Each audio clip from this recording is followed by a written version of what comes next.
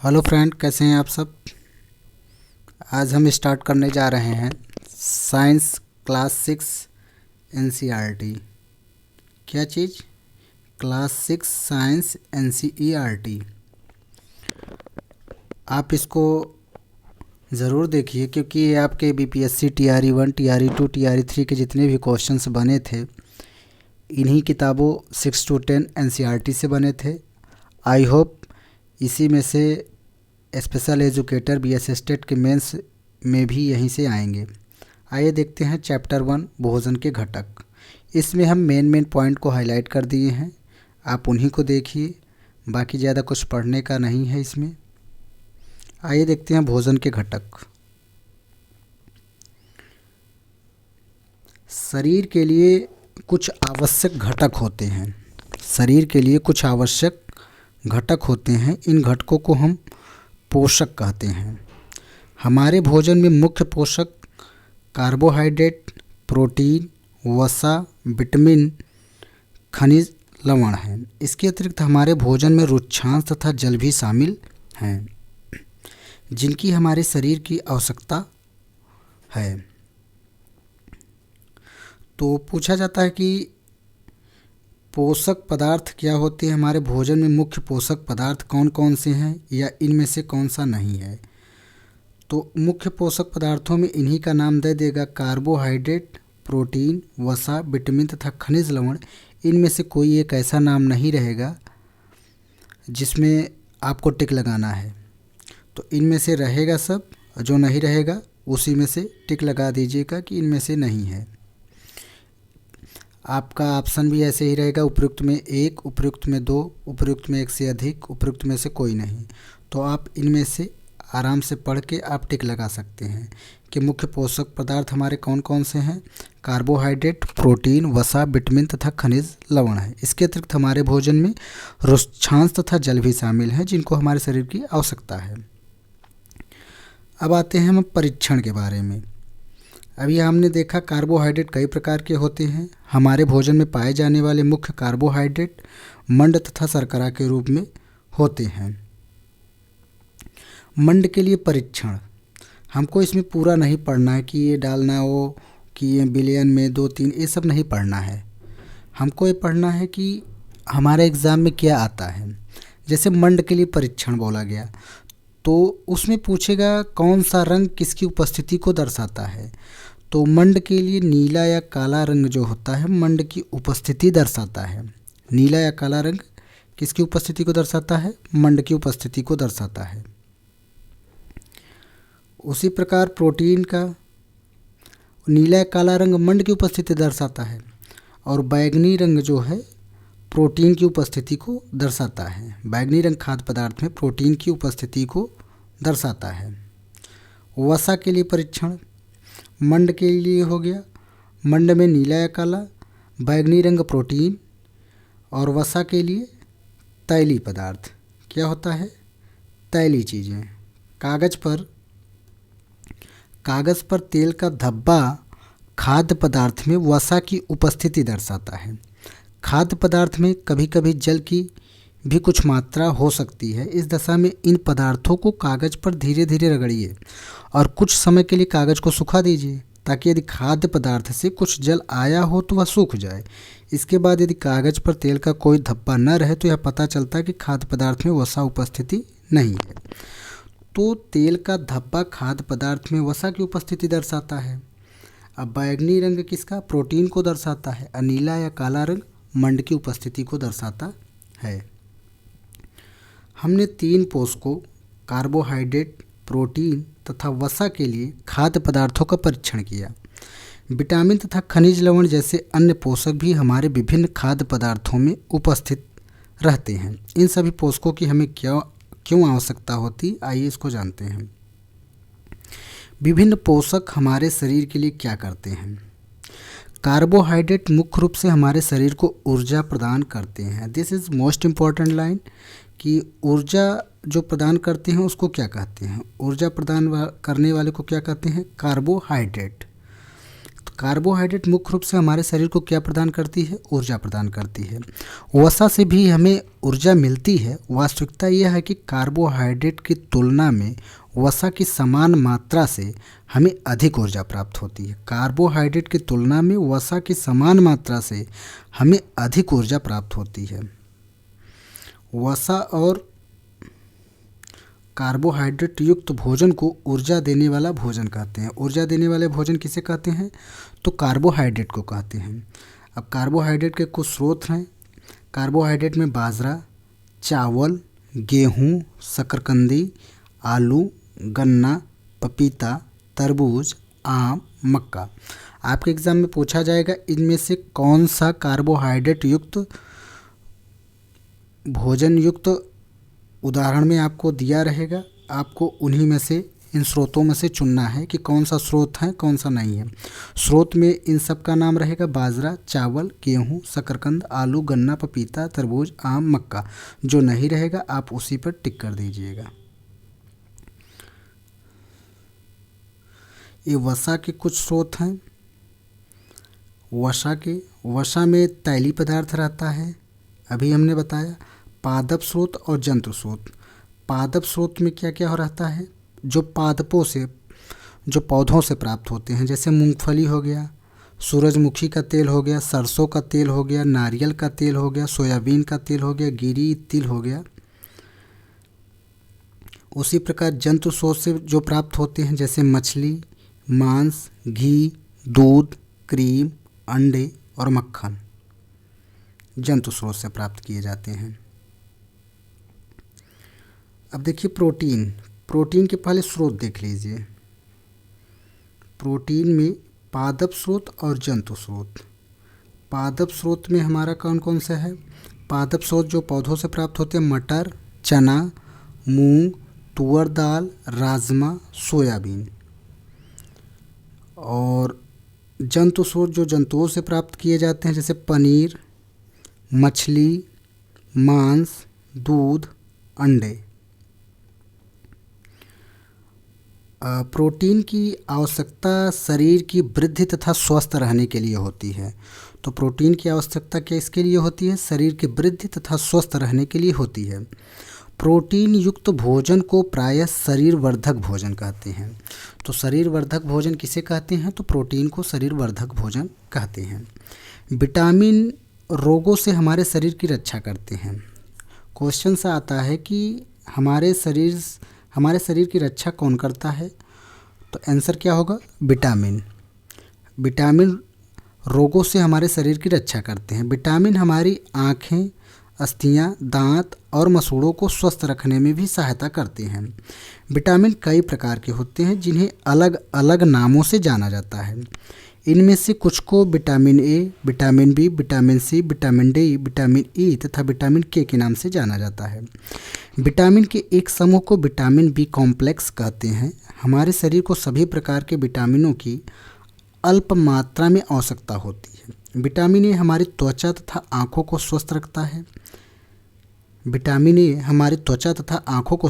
है। Vitamin C बहुत से रोगों को लड़ने में हमारी मदद करता है। विटामिन डी हमारे अस्थियों और दांतों के लिए कैल्शियम का उपयोग करने में हमारे शरीर की सहायता करता है। तो विटामिन के कुछ स्रोत देख लीजिए। विटामिन ए के स्रोत जैसे हैं पपीता हो गया, गाजर हो गया, मछली का तेल हो गया, दूध हो गया, आम हो गया। उसी प्रकार विटामिन बी के कुछ स्रोत हैं गेहूँ, यकृत, चावल। विटामिन सी के स्रोत हैं संतरा, टमाटर, अमरूद, मिर्च, नींबू, आंवला। उसी प्रकार विटामिन डी के कुछ स्रोत हैं दूध, मक्खन, यकृत, अंडे, मछली। आयोडीन के कुछ स्रोत हैं। आयोडीन के कुछ स्रोत में पालक है, अदरक है, मक्खन है, मछली है। फास्फोरस के कुछ स्रोत हैं जैसे दूध है, केला है, पहचान में नहीं आ रहा क्या है, जीरा है जहाँ तक है। लोहे के कुछ स्रोत हैं जैसे पालक हो गया, सेब हो गया, अमरूद हो गया, यकृत हो गया। और इसमें जैसे दूध, अंडे कैल्शियम के स्रोत हैं। अभी देखिए मेन इम्पॉर्टेंट लाइन यहाँ क्या है कि हमारा शरीर भी सूर्य के प्रकाश की उपस्थिति से विटामिन डी बनाता है।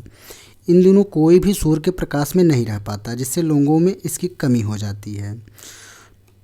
तो सूर्य की उपस्थिति में रहने से हमें क्या मिलता है? तो विटामिन डी प्राप्त होता है। हमारे शरीर को खनिज लवणों की आवश्यकता अल्प मात्रा में होती है। शरीर के उचित विकास तथा अच्छे स्वास्थ्य के लिए प्रत्येक खनिज लवण आवश्यक हैं। विभिन्न खनिज लवणों के कुछ स्रोतों को दर्शाया गया है, जो कि अभी हमने बताया। अधिकांश खाद्य पदार्थों में एक से अधिक पोषक होते हैं। फिर भी किसी कच्ची सामग्री में एक निश्चित पोषक की मात्रा दूसरे पोषकों की मात्रा से अधिक हो सकती है। उदाहरणतः चावल में कार्बोहाइड्रेट की मात्रा दूसरे पोषकों से अधिक होती है। इस आधार पर हम यह कह सकते हैं कि चावल कार्बोहाइड्रेट का समृद्ध भोजन है। ये लाइन इम्पॉर्टेंट है। कार्बोहाइड्रेट का समृद्ध भोजन क्या होता है? तो चावल से हमें क्या प्राप्त होती है? ऊर्जा। इन पोषकों के अलावा हमारे शरीर को आहारी रेशों तथा जल की भी आवश्यकता होती है। आहारी रेशे रुक्षांश के नाम से जाने जाते हैं। हमारे खाने में रुक्षांश की पूर्ति मुख्यतः पादप उत्पादों से होती है। रुक्षांश के मुख्य स्रोत साबुत खाद्यान्न, दाल, आलू, ताजे फल और सब्जियां हैं। रुक्षांश हमारे शरीर को कोई पोषक प्रदान नहीं करते हैं, फिर भी यह हमारे भोजन का आवश्यक अवयव हैं और इसका आयतन बढ़ा देते हैं। रुक्षांश बिना पचे भोजन को बाहर निकालने में हमारे शरीर की सहायता करता है। जल भोजन में उपस्थित पोषकों को अवशोषित करने में हमारे शरीर की सहायता करता है तथा कुछ अपशिष्ट पदार्थों जैसे कि मूत्र तथा पसीने को शरीर से बाहर निकालने में सहायता करता है। सामान्यतः हमारे शरीर को जितने जल की आवश्यकता होती है वह हमें उन वस्तुओं से भी प्राप्त होता है जिन्हें हम द्रव रूप में लेते हैं, जैसे कि जल, दूध और चाय आदि। इसके अतिरिक्त हम जो भी भोजन पकाते हैं उसमें भी पानी का प्रयोग किया जाता है। संतुलित आहार क्या होता है? सामान्यतः पूरे दिन में जो कुछ भी हम खाते हैं उसे आहार कहते हैं। हमारे शरीर की वृद्धि और अच्छे स्वास्थ्य को बनाए रखने के लिए हमारे आहार में वे सभी पोषक तत्व उचित मात्रा में होने चाहिए जिनकी हमारे शरीर को आवश्यकता है। कोई भी पोषक तत्व न आवश्यकता से अधिक हो और न ही कम। हमारे आहार में पर्याप्त मात्रा में रुक्षांश तथा जल भी होना चाहिए। इस प्रकार के आहार को संतुलित आहार कहते हैं। संतुलित आहार कहते हैं। छिलका उतारकर यदि सब्जियों और फलों को धोया जाता है तो यह संभव है कि उनके कुछ विटामिन नष्ट हो जाते हैं। सब्जियों और फलों की त्वचा में कई महत्वपूर्ण विटामिन तथा खनिज लवण होते हैं। चावल और दालों को बार बार धोने से उनमें उपस्थित विटामिन और कुछ खनिज लवण अलग हो सकते हैं। हम सभी जानते हैं कि पकाने से भोजन का स्वाद बढ़ता है तथा इसे पचाने में आसानी होती है। इसके साथ साथ पकाने में कुछ पोषक तत्वों की हानि भी हो सकती है। एक इम्पॉर्टेंट लाइन है कि पकाने में विटामिन सी आसानी से गर्मी से नष्ट हो जाता है। पकाने में कौन सा विटामिन नष्ट होता है? ये आपके एग्ज़ाम में कई बार पूछा गया है। कि पकाने से कौन सा विटामिन नष्ट हो जाता है? तो विटामिन सी। हमारे भोजन में वसा की मात्रा अत्यधिक मोटापे का कारण बनती है। तो तैली चीज़ खाएंगे तो मोटापे का कारण बनेगा। तो हमारे भोजन में वसा की मात्रा अत्यधिक मोटापे का कारण बनती है। अभावजन्य रोग क्या होते हैं? एक व्यक्ति खाने के लिए पर्याप्त भोजन पा रहा है लेकिन कभी कभी उसके भोजन में किसी विशेष पोषक की कमी हो जाती है। यदि यह कमी लंबी अवधि तक रहती है तो वह व्यक्ति उसके अभाव से ग्रसित हो सकता है। एक या अधिक पोषक तत्वों का अभाव हमारे शरीर में रोग अथवा विकृतियां उत्पन्न कर सकता है। वे रोग जो लंबी अवधि तक पोषकों के अभाव के कारण होते हैं उन्हें अभावजन्य रोग कहते हैं।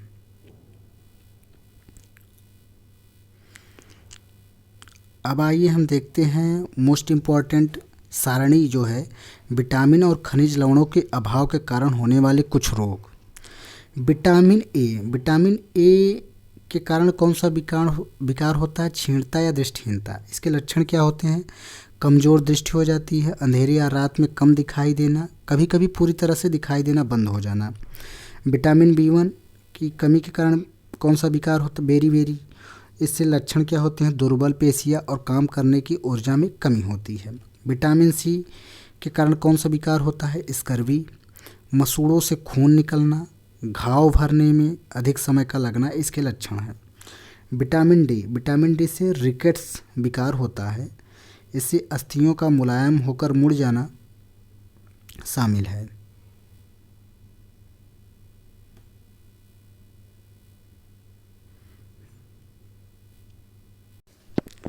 तो विटामिन डी, अभी हम लोग देख रहे थे विटामिन डी रिकेट्स होता है विकार, अस्थियों का मुलायम होकर मुड़ जाना। कैल्शियम के कारण कौन सा विकार होता है? अस्थियां और दंतक्षय होता है। इससे कमज़ोर अस्थियां और दंतक्षय इसके लक्षण होते हैं। आयोडीन से घेंघा गाइटर विकार होता है। इससे गर्दन की ग्रंथि का फूल जाना, बच्चों में मानसिक विकलांगता होती है आयोडीन की कमी से। लौह से कौन सी विकार होता है? अरक्तता होती है। इससे लक्षण क्या होती है? कमज़ोरी हो जाती है जिसके अंदर लौह की कमी होती है। आइए इसके मेन पॉइंट को देखते हैं। एक इससे क्वेश्चंस बनते हैं। F+ जो है सुदृढ़ीकृत फोर्टिफाइड संपूर्ण पोषण स्वस्थ जीवन होता है। यह एक FSSAI मानकों के अनुसार दृढ़ीकृत खाद्य पदार्थों का लोगो है। खाद्य पदार्थों के सुदृढ़ीकरण से अभिप्राय है कि मुख्य भोजन जैसे चावल, गेहूं, तेल, दूध और नमक में प्रमुख विटामिनों और खनिजों को मिलाकर उसके पोषक तत्वों को उत्तम बनाना है। सारांश देखना बहुत ज़रूरी होता है क्योंकि कभी कभी यहीं से क्वेश्चंस पुट अप हो जाते हैं। हमारे भोजन के मुख्य पोषक तत्वों के नाम कार्बोहाइड्रेट, प्रोटीन, वसा, विटामिन तथा खनिज लवण है। इसके अतिरिक्त भोजन में आहारी रेशे तथा जल भी होता है। कार्बोहाइड्रेट तथा वसा हमारे शरीर को मुख्य रूप से ऊर्जा प्रदान करते हैं। कार्बोहाइड्रेट तथा वसा हमारे शरीर को मुख्य रूप से क्या प्रदान करते हैं? तो ऊर्जा प्रदान करते हैं। प्रोटीन तथा खनिज लवण की आवश्यकता हमारे शरीर की वृद्धि तथा अनुरक्षण के लिए होती है। प्रोटीन तथा खनिज लवण की आवश्यकता हमारे शरीर के लिए वृद्धि और अनुरक्षण के लिए होती है। विटामिन हमारे शरीर को रोगों से रक्षा करने में सहायता करते हैं। संतुलित आहार में हमारे शरीर के लिए आवश्यक सभी पोषक तत्वों तथा पर्याप्त रुक्षांश और जल उचित मात्रा में उपस्थित रहते हैं। हमारे आहार में लंबी अवधि तक एक अथवा एक से अधिक पोषक तत्वों की न्यूनता से विशिष्ट रोग अथवा विकार उत्पन्न हो सकते हैं। तो ये हमारा क्लास 6 का था। क्लास 6 चैप्टर 1 भोजन के घटक। और कल हम करेंगे चैप्टर 6 से ही इस पे MCQ जितने बन सकते हैं 40-50 क्वेश्चंस, उसका हम MCQ करेंगे क्लास 6 के ही चैप्टर 1। एक दिन हम इसका पूरा वो करेंगे, पूरा जिस तरीके से आज हमने चैप्टर को पढ़ा, फिर उसके एक दिन बाद जैसे कल इसका हम MCQ करेंगे। अब आपको वीडियो मिलती रहेंगी। मैथ्स का वर्क एंड टाइम से हम स्टार्ट करने जा रहे हैं। वर्क एंड टाइम और रीजनिंग में हम स्टार्ट करने जा रहे हैं आपका सीरीज़। तो मैथ, रीजनिंग और साइंस 3 चीज़ें आपकी लगातार चलती रहेंगी। जिस दिन से बंद होगा उस दिन से बंद कर देंगे, लेकिन जितने दिन चल रहा है आप देखिए, क्योंकि ये आपके BSS टेट मेंस के लिए इम्पॉर्टेंट होंगे, क्योंकि यहीं से क्वेश्चंस पुटअप किए ही जा रहे हैं। क्योंकि अभी तक BPSC TRE1, TRE2, TRE3 के जितने भी एग्ज़ाम हुए हैं सारे NCERT और SCERT के बेस पे ही क्वेश्चंस आ रहे हैं। तो आप लोग इसको ज़रूर देखिए तथा डेली देखिए और अपना फीडबैक ज़रूर दीजिएगा। धन्यवाद।